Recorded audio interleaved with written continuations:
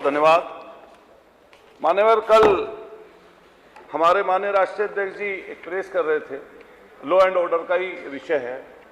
उन्होंने एक बहुत अच्छी बात वहां पे कही और पहेली के रूप में कही कि जब भी मुंह खोला तो बुरा बोला। ये कहीं पर बात जाकर फिट होगी, लेकिन मान्यवर मैं आपके माध्यम से कहना चाहता हूं, जो सबसे पसंदीदा सब्जेक्ट है सरकार का, पुलिस, सबसे ऊपर पुलिस, और ऐसी पुलिस हो गई है कि जहां जाओ, जैसे करना है वैसे कर दो। कहीं पर लूट करवा ले रही है पुलिस मान्यवर, कहीं पर मोबाइल की दुकान में घुस जा रही है तो मोबाइल चोरी करके ले जा रही है मान्यवर। हमारे मेरठ में तो हद हो गई, 2 दरोगा इसलिए भी सस्पेंड हुए कि एक धागा व्यापारी से 20 लाख की लूट कर लिए।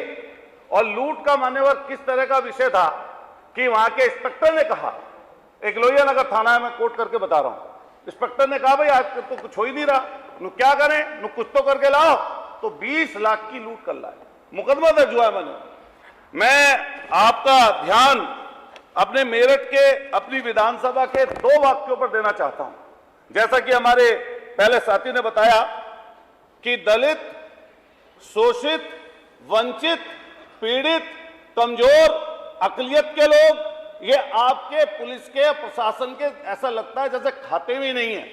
मान्यवर, सरदना थाने के अंतर्गत 6 तारीख को ऐसा जघन्य अपराध हुआ जिसमें मां और बेटी, यहां भी और दिल्ली वाले भी दोनों बोलते हैं कि 12 बजे चलेगी बेटी तो सुरक्षित रहेगी।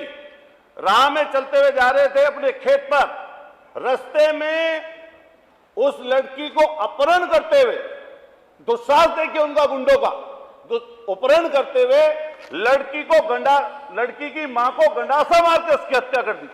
और हत्या करने के बाद में जब हम लोग, विपक्ष के लोग, उनके आंसू पोंछने जाना चाहते थे, मैं खुद वहां का विधायक हूं मान्यवर, मुझे 3 घंटे तक आरएफ और पीएससी ने रास्ते में रोक कर रखा, आंसू पोंछना देना नहीं चाहते थे उनका।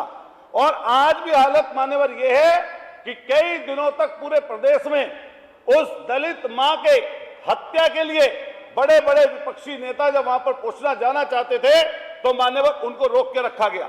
और मैं आपके माध्यम से सरकार से कहना चाहता हूं, जो वहां पर मौके पर वादा हुआ सरकार की तरफ से उस पीड़ित परिवार के लिए 50 लाख की मदद का, एक पट्टा देने का, लाइसेंस देने का, और हद तो तब हो गई मान्यवर, आज भी पुलिस उनके घर पर बैठी हुई है और पुलिस उसके परिवार को कहीं जाने नहीं दे रही, किसी से मिलने नहीं दे रही। एक वाक्य तो यह है, क्या सरकार उसमें मदद करेगी? दूसरा वाक्य है मान्यवर, उसी सरना थाना क्षेत्र के सोनू कश्यप, निषाद बोलते हैं, कहीं केवट बोल देते हैं, कहीं मल्ला बोल देते हैं, कहीं धीवर बोल देते हैं, लेकिन वहां पर कश्यप बोलते हैं मान्यवर। उसको आग लगाकर, वहीं पर ज्वालागढ़ गांव के पास आग लगाकर मान्यवर उसकी हत्या हो गई। उसके घर की पारिवारिक स्थिति में बताना चाहता हूं आपके माध्यम से। एक बूढ़ी मां है जो मरण अनशन हालत में, एक बहन है। आपने ये वाला लिख के दिया है? दिया है, लिख के। ठीक है। 40 साल की उम्र की है माने उसकी बहन, शादी नहीं हो पाई गरीबी के कारण। एक भाई है, वो टीबी से ग्रसित है मान्यवर। एक जो उसका भाई था जो कमाने वाला, उसकी हत्या हो गई। और हद तब हो गई प्रशासन की, जब वहां पर उनके रिश्तेदार, जानकार उनसे मिलने जा रहे थे, उनके घर पर पहुंचकर पुलिस ने लाठी बरसाई और उन गरीब कश्यप, निषाद के गरीब के लोगों पर मुकदमा दर्ज कर दिया। मान्यवर, कितने धरने, कितने प्रदर्शन हम लोग रोजाना देखते हैं, लेकिन मेरठ कलेक्ट्रेट कमिश्नरी पर जब पूरे पश्चिमी उत्तर प्रदेश के कश्यप लोग, चुनिंदा लोग, चुने हुए लोग, जब वहां पर चौधरी चरण सिंह पार्क में जाना चाहते थे, उस दिन एक और मुकदमा उनके ऊपर किया गया। जब मांग की गई कि इस पीड़ित परिवार को न्याय मिले तो उनके घर तक, गांव तक किसी को जाने नहीं दिया, क्योंकि एक परिवार, उनका मौसी रहती है हमारे ज्वालागढ़ में, हमारे क्षेत्र में, और मुजफ्फरनगर के वो रहने वाले हैं। स्थिति बेहद भयंकर है। मैं मान्यवर आपके माध्यम से कहना चाहता हूं, क्या सरकार जो उनसे वादा किया वो पूरा करेगी? क्या उसके बारे में स्थिति स्पष्ट करेगी सरकार? और जिस तरीके का तांडव वहां पर पुलिस ने किया वो सबके संज्ञान में है, किसी व्यक्ति को वहां पर नहीं जाने दिया। मान्यवर, सरकार लगातार इस बात के लिए कहती है कि लॉ एंड ऑर्डर की बात करती है।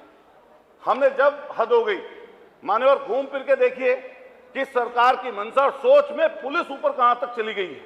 हमने अपने शंकराचार्य जी को देखा, पुलिस ने किस तरीके से उनको रास्ते में रोका और रोकने के बाद में पूरी दुनिया ने वो तस्वीरें देखी हैं जब चोटी पकड़कर हमारी चोटी मतलब अरे वो विषय मत बोलो। नहीं मान्यवर, नहीं कोई ऐसी बात उसकी मत चोटी कहिए पकड़ के जिससे खींचनी थी शंकराचार्य को। यह बेहद अपमान है और अब पाप लगेगा उस चीज का कि शंकराचार्य किस तरह पुलिस ने रोकने का काम किया।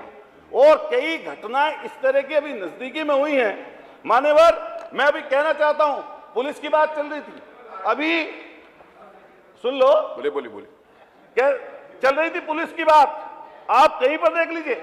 हमारे अयोध्या में यहीं पर मैंने मुख्यमंत्री जी को बोलते हुए देखा कि समाजवादी पार्टी के थे ये मोइन अहमद, समाजवादी पार्टी का बताया, चूंकि वो मुसलमान थे इसलिए यहां पर सदन में समाजवादी पार्टी का बताया गया। 19 महीने वो व्यक्ति जेल में रहा, उसकी बेकरी को तोड़ दिया, उसके घर को तोड़ दिया कि उसकी जाति अलग थी। हम पूछना चाहते हैं वो बाइज्जत कोर्ट से बरी हुआ, बाइज्जत बुलडोज कर दिया, उसके घरों को और बेकरी को तोड़ दिया और आज वो बाइज्जत बरी होकर गया। क्या सरकार उसमें माफी मांगेगी? कौन नहीं जानता। हम नहीं चाहते कि अपराधी बने, अपराधी जो हो उसके खिलाफ जो कार्रवाई कर सकते हैं आप करिए, लेकिन जाति देखकर, धर्म देखकर, उसकी पहचान देखकर उसके ऊपर कार्रवाई होगी और नहीं अन्यथा नहीं होगी। कोडी सिरप वाले विषय में हमने देखा, यहीं पर सदन में खड़े होकर मैंने खुद बात रखी और मैंने कहा कि क्या बुलडोजर चलेगा? आज तक बुलडोजर का मान्यवर कहीं पता नहीं है। कोडीन पीकर सो गए मस्त, ड्राइवर गायब, चाबी खो गई, क्योंकि वो माननीय मुख्यमंत्री जी हमारे कहते समाजवादी पार्टी के, हमारे माननीय राष्ट्रीय अध्यक्ष जी ने स्पष्ट कहा कि अगर हमारी पार्टी के तो जाइए बुलडोजर चलाइए, तब भी बुलडोजर नहीं चल रहा, तब भी नहीं पता चल रहा कहां चला गया, क्या हो रहा है उनके खिलाफ। एक शुभम जायसवाल का नाम सुनते हैं मान्यवर, उसके अलावा किसी और का नाम इसलिए सरकार लेना नहीं चाहती क्योंकि वो माननीय मुख्यमंत्री जी के और सरकार के नजदीक के और सहजातीय लोग हैं, दबंग हैं मान्यवर। ये एक मिनट और, ये मान्यवर, ये विषय नहीं, ये अपने आप में ये नहीं है, ये संदर्भ देखिए मान्यवर प्लीज। वो मैंने स्वयं एक घटना सुनिश्चित हो, वो सुनिश्चित, इसीलिए मैंने पूछा। एक घटना, दो घटनाएं तो वहां बना गई प्रयागराज की, और वो कह रहे हैं न्यायालय से मांगो और ये कह रहे हैं बुलडोजर चले। पहले तो ये दोनों लोग तय कर दें। कानून व्यवस्था के ये खिलाफ अपने आप में नहीं मान्यवर, आपका संरक्षण चाहिए, ऐसा है मान्यवर। कानून व्यवस्था के खिलाफ बोल रहे हैं मान्यवर। अभी एक धर्माचार के खिलाफ बोल रहे थे, वही बात कानून व्यवस्था के खिलाफ बोल रहे हैं हम लोग। और ऊपर से नहीं, इन्हें नियम छप्पन पड़ा नहीं। एक घटना हो सुनिश्चित हो, तात्कालिक हो, चार घटनाएं एक उसके बता रहे हैं। मैंने पहले पूछा, आपने हम तो सोच रहे थे बैठे ये मान्यवर, मान्यवर तो सदन का टाइम भी खराब कर रहे हैं मान्यवर। 2 मिनट में खत्म हो, नियम से कोई मतलब नहीं, जो वो विषय नहीं, वो हटा दें। मैं विषय को रख रहा हूँ। मैं माननीय अध्यक्ष जी, अरे सुन लो, वो हटा दें। माननीय आप बैठिए, अभी रुक जाओ ना, आप बैठिए प्लीज। मान्यवर स्पष्ट कह रहे हैं आज भी कि हम कोई समाजवादी पार्टी का व्यक्ति किसी गुंडे, शरारती, बदमाश व्यक्ति के साथ, किसी के साथ नहीं, हम साफ और स्पष्ट कर दें और पहले दिन से हमारी सोच यही है। लेकिन इसके साथ साथ कानपुर का वो वाक्य जिसकी हल्दी नहीं, जिसके हाथों की मेहंदी नहीं सूखी थी, खुशी दुबे 3 साल तक जेल में सारी रही। जातियों का तो नाम ले लिया मान्यवर, ये पुलिस की बात है, खुशी दुबे जेल में रही और उसकी मां का इलाज होना था, वो हमारे राष्ट्रीय अध्यक्ष जी ने कराया, राष्ट्रीय अध्यक्ष जी ने वो इलाज कराया। तो मान्यवर मैं कहना और पूछना चाहता हूं आपके माध्यम से कि सरकार जरूर बता दे कि हत्या, लूट, छिनैती, बलात्कार और पूरे के पूरे प्रदेश में इस समय ऐसा लगता है, ये मैं नहीं कह रहा हूं मान्यवर, ये सुप्रीम कोर्ट का है वर्डिंग, ये हाई कोर्ट की वर्डिंग है। जिस तरीके से आप फेक एनकाउंटर कर रहे हैं, ये मैं नहीं कह रहा हूं यहां पर, ये हाई कोर्ट ने खुद 15 दिन पहले आपको नसीहत दी और प्रमुख सचिव गृह को खुद वहीं पर तलब किया है। माननीय सुप्रीम कोर्ट के पहले पेजों पर अखबारों पर लगातार पढ़ते हैं, लगातार ये पढ़ते हैं कि जंगल राज कायम है और कई विषय ऐसे हैं आपके माध्यम से कहना चाहता हूं कि लोग थाने में जाते हैं, बेइज्जत होकर उल्टे चले आते हैं। तो ऐसे विषय में मैं आपसे निवेदन करूंगा कि माननीय मंत्री जी, आपके माध्यम से मेरे कपसाड़ की और ज्वालागढ़ की दोनों घटनाओं के विषय में बिना लिखे जरूर मैंने लिख के रखे मान्यवर, मेरे नोटिस में, कि उसमें क्या हुआ और कैसे होगा उनकी मदद, जो सरकार ने वादा किया है उस गरीब परिवार की, उन दोनों की होगी या नहीं होगी।